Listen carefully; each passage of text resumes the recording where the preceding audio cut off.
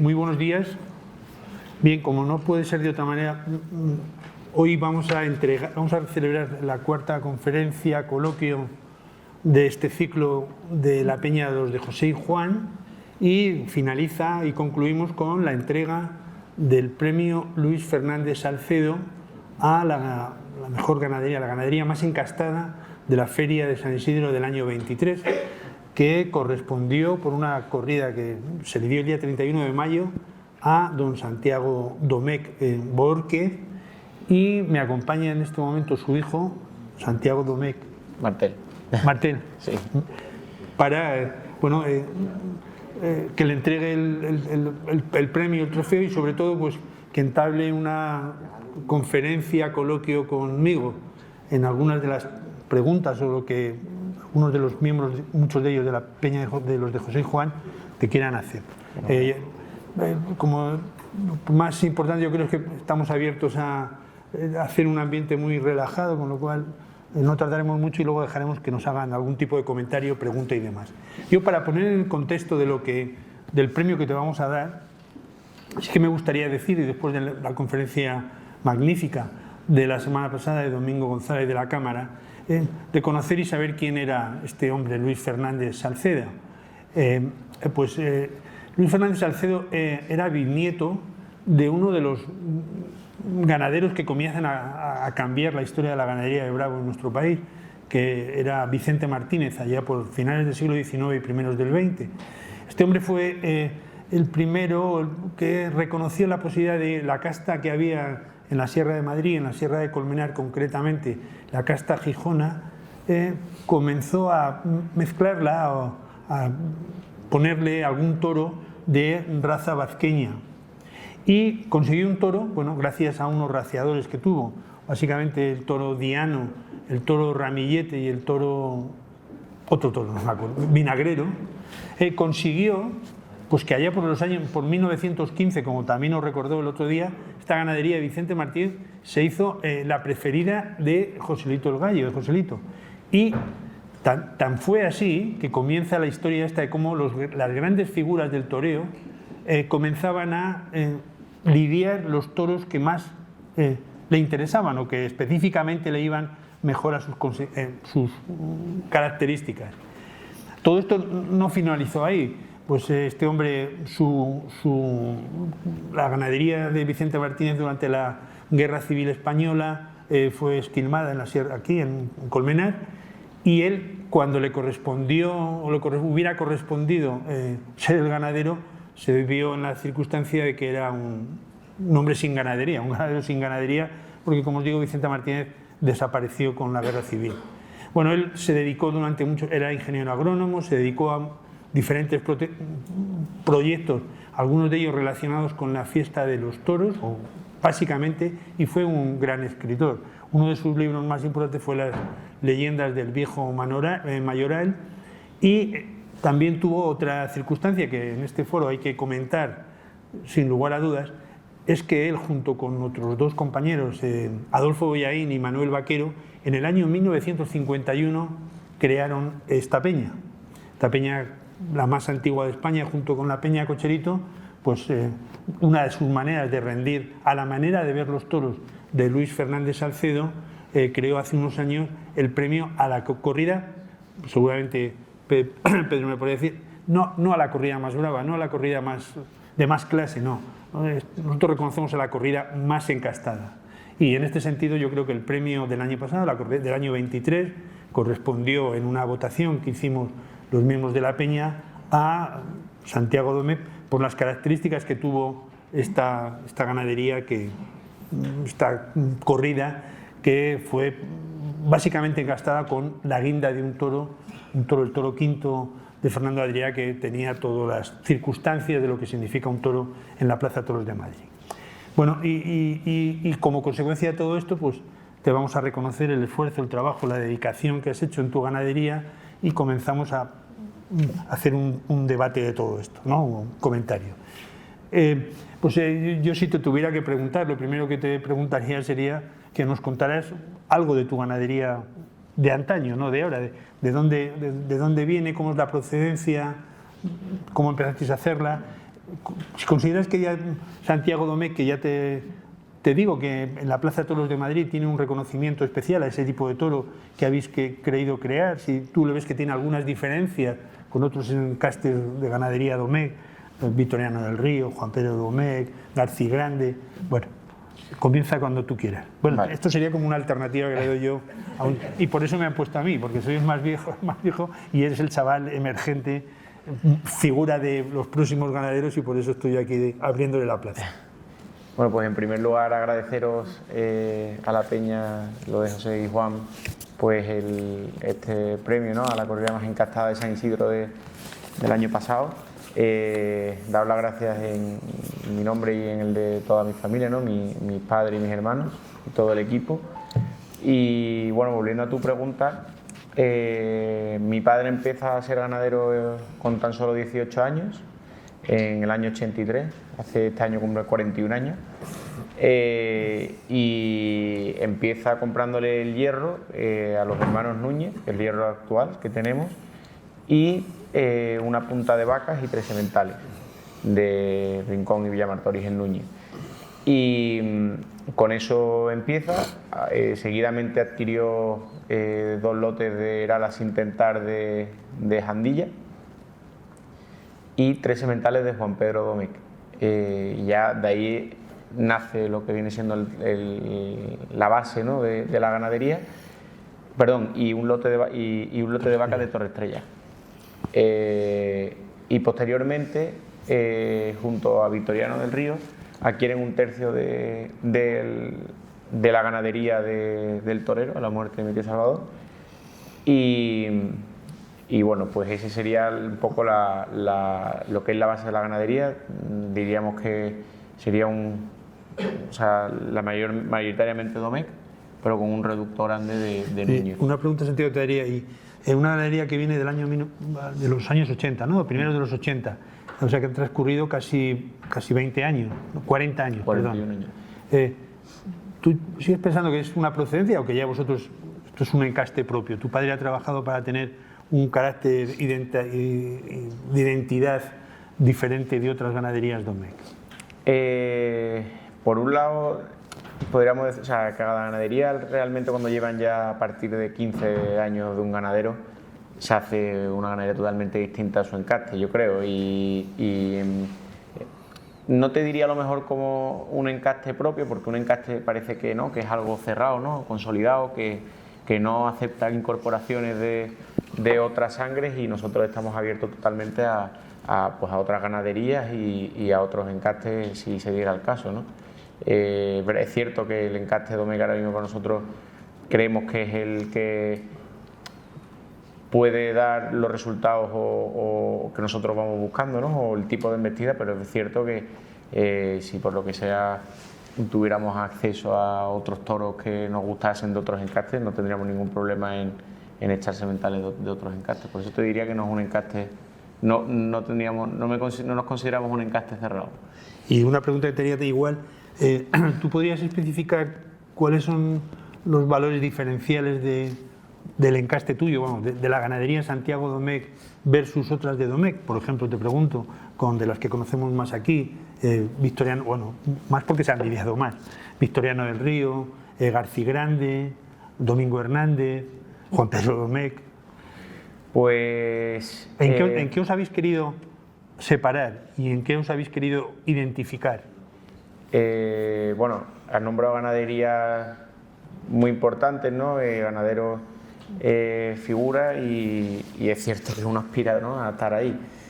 Yo creo que el éxito, por así decirlo, de la ganadería nuestra ha sido principalmente el tenerla abierta, como te digo, ¿no?, el no centrarnos en un semental que a lo mejor nos da eso que estamos buscando, tenerlo ahí y lógicamente sacar productos, pero intentar conseguir esos mismos resultados por distintas vías, ¿no?, con las distintas sangres que tenemos, de Núñez también, que tenemos familias extensas en casa, ya muy mezcladas, pero esa personalidad, intentar que cada sangre al final lo vaya aportando, ¿no?, buscando un denominador común, ¿no?, de comportamiento. Y una pregunta que se me viene a mí hablando contigo, que te puedes soltar todo lo que tú quieras en cada pregunta y estar más rato no pasa nada. ¿Qué le lleva a una persona de tu edad, que es, perdona si estoy un chaval, una persona muy joven, pues como mi hijo que está hoy afortunadamente por aquí, en un mundo que estamos el campo está muy alejado de todos nosotros, a una persona como tú que ha hecho Derecho y ADE en una gran universidad madrileña a dedicarte al campo? ¿Qué te lleva? Yo creo que el campo en sí, para mí, si te diría que trabajo en Madrid es simplemente para poder mantener el campo y para poder, ¿no? Porque el campo es muy difícil vivir, ¿no? Y sobre todo tenerlo como a nosotros nos gusta. Y entonces te diré que ese es el único motivo. Y me gusta el campo porque allí tengo el toro, ¿no? Tengo otras pasiones como la cacería y tal, pero es cierto que igual si no fuera por el toro, por la cacería, por todas las actividades que caballo, todo lo que hacemos en el campo, pues eso hace que tengas que buscar, o sea, que estés todo el día pensando en ello, ¿no? Y al final yo me he criado en el campo de pequeño. Yo, aunque ahora trabajo y vivo aquí en Madrid, me he criado en Jerez, y al final el arraigo que tiene uno al campo está por encima de todo. Oye, igual, y otra pregunta también muy general, aunque luego te hagamos alguna más concreta. Dime cosas de los valores generales de la ganadería. ¿Cómo lo ve una persona que ya no sé tu padre cómo era, pero sí personas mayores en que tenían una tradición, un conocimiento de la repetición? ¿Cómo nuevas tecnologías, innovaciones de la posibilidad de sacar esperma, fertilizar vacas, correr los toros, la alimentación, la fertilización, todo eso cómo lo ves? La genética, que claro, yo vengo del mundo de la medicina. Desde luego la genética es determinante. Cuando buscamos la separación de los sementales de una manera, buscamos comportamiento o fenotipo, pero el genotipo, la genética, probablemente marcarán lo que más los toros. Sin duda, yo creo que es muy importante, y en eso nos hemos sofisticado mucho los ganaderos. Yo creo que en todo el tema del manejo, de la sanidad y de al final todas estas crisis económicas, cuando se reducen los festejos y hay mucha oferta de toros, te obliga a darle una vuelta de tuerca a tu situación, y cuando encima no estás en una situación privilegiada, pues te toca remar y entonces te toca buscar pues comportamientos nuevos o nuevas técnicas para obtener un mejor resultado, ¿no? Y al final todo el tema del manejo, sanidad, le ha dado mucho al toro. Es verdad que también esa sofisticación te hace ser, o sea, te pone todo más difícil, ¿no? Porque sales de un comportamiento básico, ¿no? O más estándar, en el que hace, por ejemplo, 40 años, cuando mi padre empezó, ahora buscar unos matices que son muy difíciles de obtener, y sobre todo obtenerlos en conjunto, ¿no? Todos esos matices. Y en cuanto a la genética que decía, avances, es difícil, ¿no? Yo hablando con mucha gente que hace mucho lo de embriones y en caballo y inseminación y tal. Nosotros hemos inseminado, actualmente tenemos un semental fruto de inseminación, pero todo eso es mucho más complicado cuando lo que estás manejando es con animal bravo, ¿no? Porque todo el mundo te lo dice y nadie cae. Pues claro, yo en el manso, en los caballos lo veo fácil, pero claro, en el bravo tienes que contar que como si la vaca se estresa, pierde muchísimo porcentaje y es muy fácil que se estrese, ¿no? Debido a la bravura. Pero ya te digo, poco a poco vamos avanzando y sobre todo también en lo tecnológico, pues ahora tenemos todo informatizado. Con un software que tengo en el teléfono puedo ver absolutamente todo, todas las crías y productos, incluso vídeos y fotos también al momento, y eso lo hace también mucho más fácil. ¿Y cómo hacéis, por ejemplo, en los tentaderos? ¿Todavía tu padre es el que manda, como suele ser que los padres mandamos casi todo? ¿O tú tienes algún papel en los tentaderos y algunas virtudes de algunas vacas o de algún semental cuando tentáis?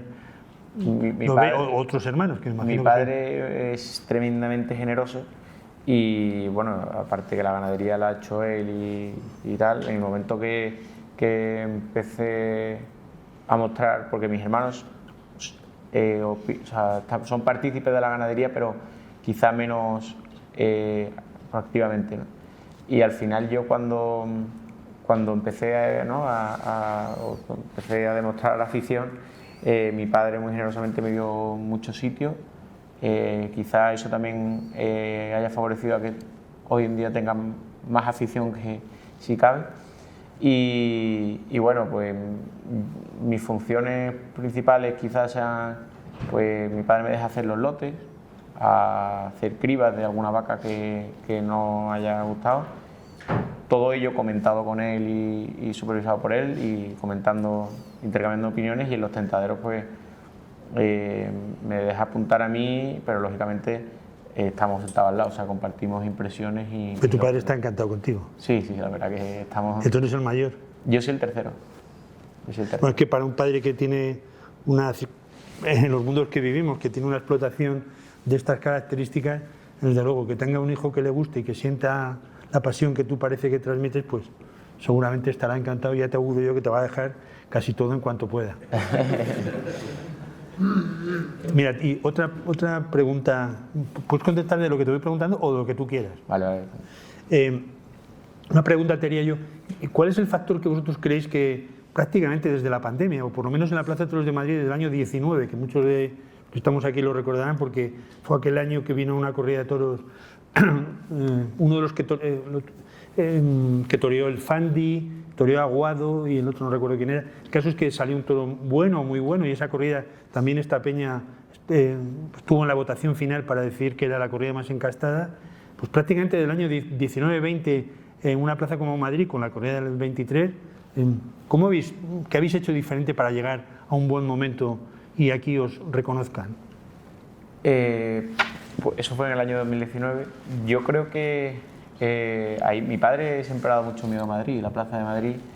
Me acuerdo un día que yo creo que sería de las primeras veces que vinimos a Madrid. Era una feria, creo que de la cultura, ya fuera de San Isidro, que me acuerdo que bueno, llegamos aquí a ver la corrida a Madrid el día antes, tal, y a la hora de oye, vámonos a los toros, a la hora de eso ni se montó en el taxi. Dice, yo la veo desde yo la veo aquí en el Wellington, yo no voy a la plaza, que lo pasa realmente mal. Y hasta que entonces ese día salió mal, echaron 2 toros para atrás y no estaba, y ya dijo, definitivamente no voy a volver a Madrid hasta Dios sabe cuándo. Y entonces en 2019, y le pasaba lo mismo con Sevilla, y le digo, pues ahora si no, veníamos de un momento malo después de la crisis, mi padre a punto de quitar la ganadería. Y entonces le dije, en 2019 ya le dije, mira papá, si no tenemos la ganadería, no vamos a ir a Sevilla, no vamos a ir a Madrid, entonces más vale que lo quitemos y... Bueno, podéis ir a Ronda.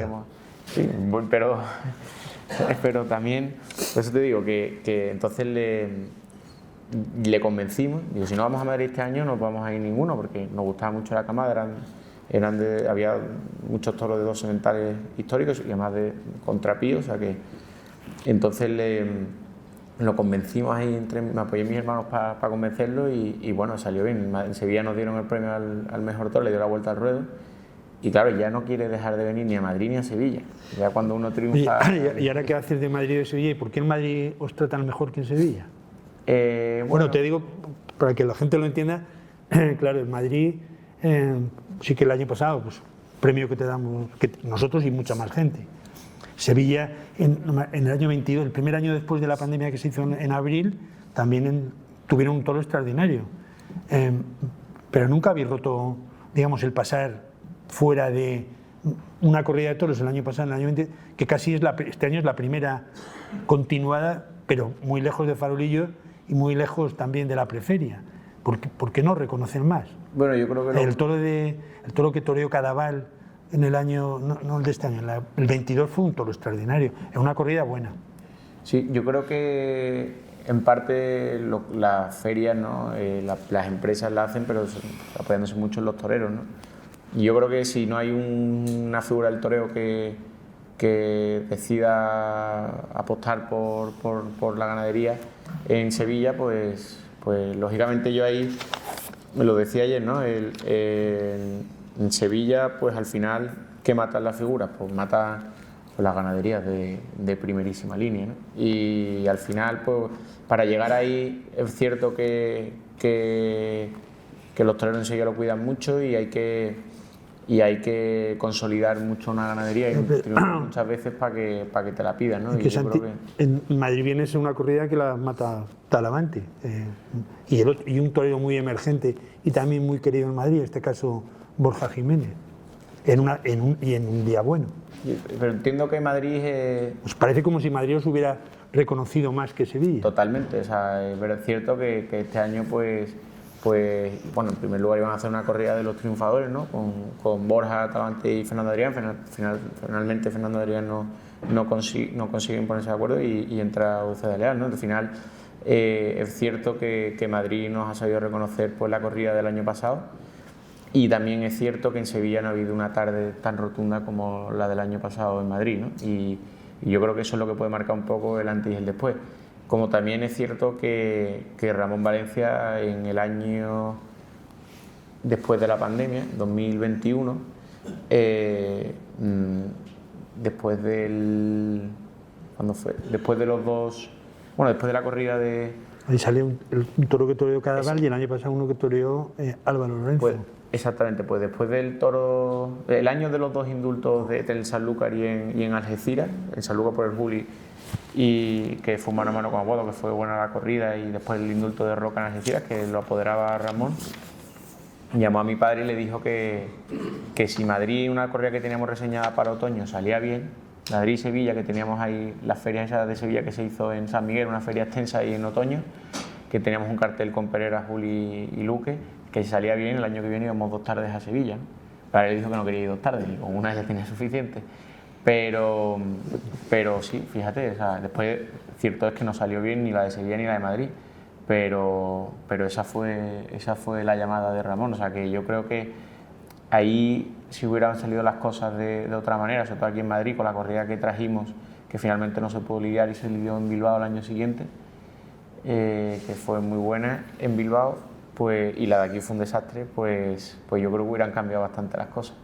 Oye, y otra pregunta que te hago, claro, me podrías decir como el toro el quinto de Fernando Adrián, ¿cuál es el toro que tienes tú en la cabeza? ¿Qué te gustaría que tuviera regularidad con este tipo de toros? Yo prefiero toros más con profundidad, con clase, encastados. Hay un toro que para mí ha sido el mejor que yo he visto lidiarse en la ganadería desde que yo tengo uso de razón, que fue un toro que toreó Tomás Rufo el año pasado en Talavera, un 51 heráldico que lo habíamos preparado para la corrida concurso de Jerez, pero el toro no pesó y decidimos no, estaba aprobado, pero decidimos no lidiarlo con ese peso. Y ese toro tenía todas las cualidades que a mí me gustaría que tuviera la ganadería, ¿no? Pero ¿Y cuáles eran las cualidades? Pues el toro tuvo muchísima profundidad y mucha entrega, ¿no? Y permitió al torero, a Tomás, pues salir totalmente ya a sacar el mejor toreo que él llevaba dentro, ¿no? El más despacio, el más profundo, el de más valor, y yo creo que al final para mí el toro bueno es el que permite al torero entregarse de verdad y sacar lo mejor de su toreo, ¿eh? Ese para mí el toro que más me gusta. Y de la temporada de ahora, no sé cuántos, tenéis 60, 70, 80 toros. ¿Cuántos? Sí, tenemos 60. ¿Y dónde vais a ir? ¿A Madrid? ¿A Sevilla? Pues tenemos, las anunciadas que son Madrid y Sevilla, San Sever, que es un pueblecito de Francia, Dax, Béziers, y otras dos Tarazona, que iremos con 3 toros, Tarazona de Aragón, y otras 2 que no me atrevería a decirlo antes que se anuncie. ¿Y cómo es la cámara de este año? En Madrid nos veremos una corrida buena, muy buena. Sí, en Madrid hay algunos toros cinqueños, una corrida seria, y yo creo que está muy bien presentada. Todos están rematados, ya esta fecha que la que estamos, aunque siguen ejercitándose, pero ya están rematados y bueno, si no pasa nada en el campo, que nunca se sabe, pues yo creo que tanto Madrid como Sevilla, en Sevilla hay una corrida súper pareja, yo creo que la corrida más pareja que tenemos, que hemos tenido, que vamos a lidiar en Sevilla. Hay ahí en el cerrado 16 toros. ¿Para Sevilla? 16 calcamonías, o sea, son iguales. Y sí, ahí saldrá Sevilla y Dax. Y bueno, esperemos que y aunque no lo vas a decir, ¿cómo te has sentado en Sevilla ser el primero y que la maten toreros que no tienen la relevancia, entrecomillado, de otras figuras del toreo? David, bueno, los que fueran. Bueno, es cierto que es un cartel donde no hay figuras y no hay mucho relumbrón, ¿no? Es verdad que en Sevilla todavía no hemos tenido un cartel fuerte, pero al final, cuando vas allí a la plaza, miras para arriba y ves, conoces a la mitad, y eso es una responsabilidad muy grande. Y aunque no sea un cartel de figuras, en Sevilla siempre hay mucha expectación, lo siguen también pues las figuras precisamente y todo el toreo por la televisión, y al final depende mucho de eso, incluso para las corridas que todavía no tenemos, que no están anunciadas, que aunque están apalabradas y nos hemos dado la mano, pues también es importante el que salgan bien las cosas, porque no estando anunciado puede salir el cartel, eso está claro. Oye, esta mañana cuando leía, para hacerte preguntas, me llamaba la atención que al principio fuisteis a lidiar muchas veces a Pamplona, pero ya lleváis años que habéis lidiado menos en Pamplona. ¿Cuál es la razón? ¿El tipo de toro? ¿Los dineros? ¿O por qué empezasteis en Pamplona? Este año nos pidieron una corrida para Pamplona, que cuando vino teníamos reseña anterior a la corrida para Pamplona y la corrida para Madrid por nosotros, y cuando llegó allí Floro, pues dijo que con Pamplona no salía a Madrid, y decidimos pues decir que no a Pamplona, pues lógicamente para volver a Madrid, ¿no? Entendíamos que era una obligación estar aquí y este año, y bueno, pues pero cierto es que hubo contacto, hubo interés por parte de la Casa de Misericordia por llevar una corrida de Santiago Domingo, o sea que nos gustaría volver, la verdad. Muy bien, ¿qué más cosas quieres decir? No sé, si queréis preguntar algo, ¿no? No me vamos a decir que pregunte, porque ni tú ni yo ya damos para más.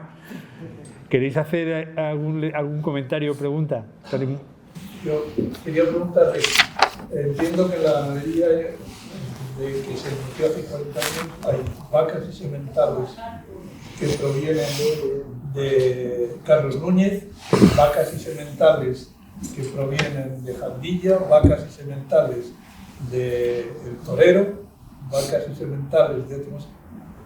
¿Están todos mezclados o las lleváis por separado? Sí, está totalmente todo mezclado. Del Torero queda ya bastante poco, la verdad. Lo hemos ido erradicando, ¿no? Pero sí, lo de Núñez con lo de Jandilla, con lo de Juan Pedro. Los sementales de uno cubren vacas de otro, independientemente, sin un orden preconcebido. Eso es. O sea, es decir, que no hay nada por separado. Eso. Todo... Que ya, es evidente que ya no se puede decir que estos toros son de tal o son... No, bueno, por las familias históricas de los nombres, o sea, la familia materna, ¿no? La familia... Pero las vacas, porque los sementales no sabéis si lo buscan. Exactamente. O sea, tú puedes decir, bueno, esta procedencia Núñez, pero a lo mejor de Núñez tiene un 10%. Lo que se ha dicho siempre es que son los sementales los que hacen la ganadería, sí, no las vacas. Exactamente. Como una vaca tiene menos peso, lógicamente, ¿no? Porque solo tiene una cría, y el semental tiene mucha. Hablando de la ganadería de Martínez, fue Torodiano de Ibarra el que con vacas gijonas hizo la ganadería. Y es una ganadería que al final era una ganadería hermosa, claro. Eso es. No hay ningún otro pensamiento de alguna otra casta que se pueda mezclar, aunque ha dicho al principio que está abierto a nuevas castas, pero no hay nada por ahí que vean que puede mejorar su... Hombre, si Vitorino nos dejase a Cobra Diezmo o al de Illesca, pues sería un buen ejemplo de dos toros que no me importaría hacer un lote, la verdad. Pero, o sea, ¿Crees que la casta albacerrada mezclaría bien con Núñez? me encantaría probarlo. O sea, no tengo ni idea, me encantaría Yo probarlo. lo que sé es que históricamente Santa Coloma, cada vez que se intentó mezclar años 70, 80, 90 con otra casta, siempre fracasaron. O sea, nunca fue. La casta Santa Coloma se mantiene pura y siempre que se ha mezclado ha fracasado. Es Por que- ejemplo, la de Albacerrada, a fin de cuentas, es Santa Coloma de origen. Saltillo, no sé yo si mezclaría, ¿no? Bueno, yo creo que también habrá que ver las mezclas, digo, porque no es lo mismo, o sea, a lo mejor yo he hecho cualquier toro de Vitorino o de La Quinta o de Revuelga o del que sea y no liga, ¿no? Pero a lo mejor uno concreto, el que yo quiero o el que yo creo, pues igual, o sea, no sé, es que estamos hablando por hablar, no te sé decir aún. No te sabría decir. ¿Queréis alguna pregunta más? Juan. Sí, una curiosidad. ¿Fundáis? Y si fundáis, ¿qué resultados? ¿Ha habido gran mejora o no? Sí, fundamos y sin duda es uno de los grandes aciertos en nuestro caso, ¿no? O sea, las bajas que hay por puntazos, por cornadas y tal, eso prácticamente no hay, verdad que se siguen matando algunos toros, pero son cornadas ya internas y peleas muy fuertes, pero sobre todo también o sea, cuando más agradecimos, ¿no?, el haber decidido poner las fundas fue un percance que tuvo el Mayoral, ¿no?, corriendo los toros, que se le volvió uno y porque llevaba fundas, si no pues no estaríamos hablando ahora mismo de nada, ¿no? Entonces ahí es cuando nos dimos cuenta que, oye, esto aunque sea solo por la seguridad laboral pues de todo el equipo, merece la pena. Y pues por eso lo mantenemos también, en parte. ¿Qué porcentaje de rechazo realizáis en las tiendas? Pues depende mucho del año, porque por ejemplo en el 2019 también teníamos una camada corta, pero aprobamos, creo que fueron 19 vacas. También decidimos pegarle un subidón a la exigencia, ¿no?, de los tentaderos y ser más exigentes. Y por ejemplo este año hemos aprobado bastantes más, tenemos en torno a 37 vacas aprobadas este año. En porcentaje, pues si había 100 este año, pues 37%. ¿Practicáis, o sea, congeláis embriones para luego fecundar artificialmente? Hicimos una prueba hace un par de años, semen congelado tenemos mucho y también congelé algunas vacas, de una de las vacas, 3 o 4 vacas buenas, o las que yo creo que son mejores de la ganadería, congelamos también ovocitos hace... Claro, porque los resultados, en teoría, de su pregunta, deberían ser los mismos. Por la, digamos, fecundación normal de la artificial. ¿Tenéis datos? Dice de... O sea, Sí, de la fecundación. Cuando monta la vaca, Sí, nace un becerro. sí. Se congelan los embriones y fertilizas a la vaca manualmente, digamos, Sí. nace otro becerro. Sí, lo que pasa es que el embrión tiene que agarrar porque la vaca se estresa y muchas veces pues no agarra o tienes que hacer... O sea, el porcentaje es bajo y depende... Bueno, no me atrevería a decir que es bajo, pero depende muchísimo del manejo que tengas tú con las vacas, ¿no? Si de repente coges una vaca que la tienes en el campo y la quieres fecundar, no, la vaca la tienes que intentar poner noble, o sea, tienes que semiestabular para que ese porcentaje aumente, ¿no? Y aumenta considerablemente. Claro, porque es que cuando disponéis de un gran sementado, tiene que ser una tragedia perder. Total. Y el conservar esos embriones sería una cierta garantía de futuro y de continuidad. De ahí la importancia. Totalmente, ¿no? O sea, por eso congelamos el semen. no diré de los toros bravos porque no sé una palabra, pero sí te podría decir de inhumanos. Y la fertilidad es muy improductiva. Para que un ser humano una señora se quede embarazada, se han sucedido muchos eventos que no siempre son satisfactorios. Eso mismo, multiplicado por mucho más, ocurre en casi todos los animales, cuanto más salvajes son. Lo que pasa es que se puede perpetuar en el tiempo, y por eso los animales también, pero claro, en el caso del toro, todos los procedimientos artificiales o manipulados tienen mucha dificultad, como también la tiene la cirugía en el toro, porque no es lo mismo dormir y operar a un animal, una mascota, que a un toro bravo, que en el mismo momento que sale de la anestesia rompe toda la cirugía. Por eso muchas veces parte de la veterinaria aplicada ha tenido más dificultad de la que cabía esperar. Una de ellas, esto que se relaciona con todas las técnicas de fertilización, que si no, desde luego, lo que has dicho tú, se hubieran expandido.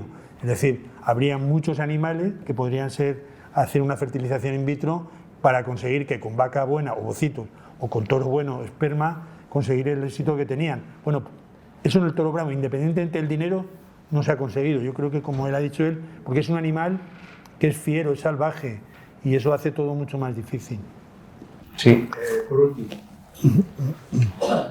¿quién prepara una corrida para Madrid, para Sevilla, o para Pamplona, o para Jerez de la Frontera? ¿El ganadero? Bueno, ahí... Perdón, o llega el empresario de Madrid, si estamos en Madrid, y le dice al ganadero: quiero esa corrida para Madrid. Bueno, es cierto que Madrid es un caso particular porque, bueno, al final es cierto que Floro conoce muy bien esta plaza, conoce muy bien al equipo y sabe cuál es el toro perfecto, o sea, cuál es el toro que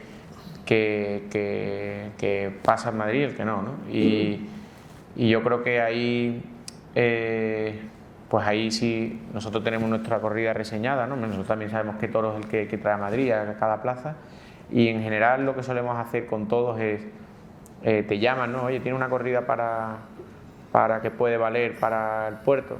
Sí, la tengo. Le enseña, la apartan los 8 toros, se lo enseña y ellos deciden si tal, y si les gusta, lo primero que hacen es llamar a los toreros para que vengan a verla, ¿no? Sus representantes vienen a verla y si dan el ok, pues se anuncia y fuera. Ese es el procedimiento. ¿Algún apoderado de figuras importantes ha intentado influir en la preparación de una corrida? Bueno, siempre los apoderados, los que vienen al campo, que no son muchos, Por eso, pues sí, lógicamente ellos pues tienen, ¿no? Al final la figura del representante del torero surge como representante del apoderado. Ahora es del torero, ¿no? Pero antiguamente me contaba mi padre que era una representación del apoderado, ¿no? Y por eso los apoderados tienen sus veedores y de confianza y así era, ¿no? Pero sí, claro, si alguna figura, algún apoderado que viene a ver una corrida de una figura o de una figura, pues lógicamente da su opinión, ¿no? Otra cosa que en función de la fuerza, pues esa opinión el empresario la tenga más en cuenta o menos. Por último, ¿cuántas vacas había entretienen ahora? 335. Gracias. Mariano. Sí, no, al hilo de las preguntas que acaban de realizar, la genética del ciclo, es mi pregunta, porque yo no soy ganadero, no sé.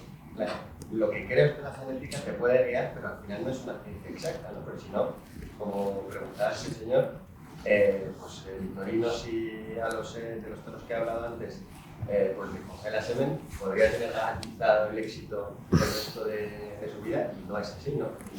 Al final, ¿has tenido algún toro del mismo padre y misma madre que han tenido comportamientos radicalmente diferentes?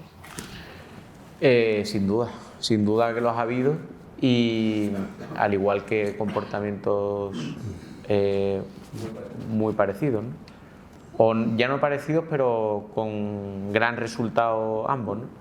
Y sí, eso...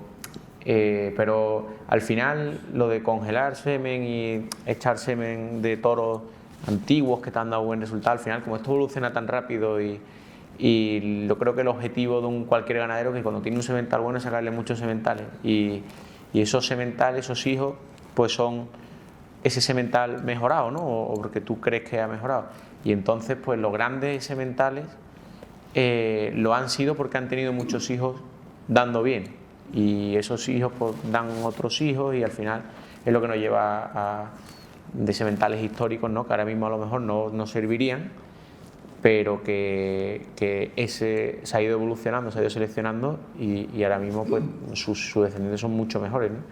Yo creo que eso nos pasa en toda la ganadería. Pedro. Una pregunta. Normalmente se sabe que en una corrida de toros en una plaza la climatología influye muchísimo. En las vacas, a la hora de tentarlas también. Eso es un misterio que nunca sabremos, porque hay días que de repente no embiste ni una y ya puedes echar lo que quieras, la mejor de la hija de la mejor vaca y del mejor toro, que no embisten, ¿no? Y hay otros días que hasta el perro de allí del cortijo, ¿no? Lo echa y embiste. Entonces eso es un misterio que nunca te sabré decir el porqué, ¿no? Y Cuando esas vacas ese día que no embisten, por lo que sea, ¿las retentáis? no, porque no servirían. Esas vacas no aprenden, vamos, no saldrían como en las capeas, vamos, que no tendrían ni uno. Y sí, pero vamos, eso pasa. También es verdad que muchas veces, no, serán que están barruntando el levante, ¿no? Una frase muy típica, una excusa muy buena para cuando la cosa no sale bien. Pero yo creo que también muchas veces yo voy un poco más a la profundidad y digo, joder, es que también me pongo a lo mejor a pensar y digo, joder, claro, es que a lo mejor vienen del verde, están gordas y no están bien preparadas, y le echo un poco más la culpa al manejo que a otra cosa. Pablo. Vamos a ver, yo quería preguntarte la experiencia que habéis tenido como ganadería en las distintas plazas en cuanto a los reconocimientos, y conceptualmente ir diferenciando España y Francia. O sea, cuáles son los criterios que ves que imperan en los reconocimientos en una y otra plaza, y en España y en Francia. ¿Reconocimiento veterinario? Reconocimiento de aprobación de corrida. Sí, bueno, en Francia es muy fácil porque llega, sobre todo en la parte oeste también, llega la comisión taurina, escoge la corrida de toros y esa corrida va a misa. O sea, allí no llevan el toro hasta Francia para rechazarlo una vez allí, ¿no? Y eso es muy bueno porque al final, a no ser que le pase algo, al final, oye, es un viaje largo y eso lo hacen con mucho respeto y la verdad que es de agradecer, ¿no? Aquí es verdad que, por ejemplo, Sevilla sí viene la autoridad a reconocer los toros en el campo. En nuestro caso, pues generalmente lo ven desde el coche en el cerrado, pero en nuestro caso nos gusta meterlo o sea, lo hacemos que ponemos ahí en el burladero del corral y los metemos ahí en el corral, no uno por uno, pero de 2 en 2 o de 3 en 3 para que den ese reconocimiento en el campo. Es vinculante a la plaza, o sea, no puede llevar un toro que esté rechazado en el campo. Por eso muchas veces le decimos que, oye, no se rechace, ¿no? Que tenlo en duda, y si no pasa nada, por el caso de que pasa algo, ese toro me sirve, pero si a lo mejor quieren llevar 8, le enseñas 10 y tienen que rechazar 2 por narices, oye, pues no me lo rechaces, si te sirven, para si pasa algo el día de la corrida, pues para que puedan ir. Y en el resto de plazas, aquí, por ejemplo, también es muy rápido, ¿no? Aquí, tal y como, vamos, aquí dura el reconocimiento 20 minutos, ¿no? Y en 20 minutos sabes si estás dentro o estás fuera. Y a mí me estresa mucho el reconocimiento de decir, porque son muchos, o sea, es un esfuerzo grande, muchas ilusiones, ¿no? Entras en los cerrados 500 veces a buscar toros determinantes, y por lo que sea ese día pues no se lucen en el corral y el toro pues viene de vuelta, ¿no? Y siempre, siempre es un estrés el que te aprueben o no te aprueben la corrida. ¿Y siempre tienen razón los veterinarios?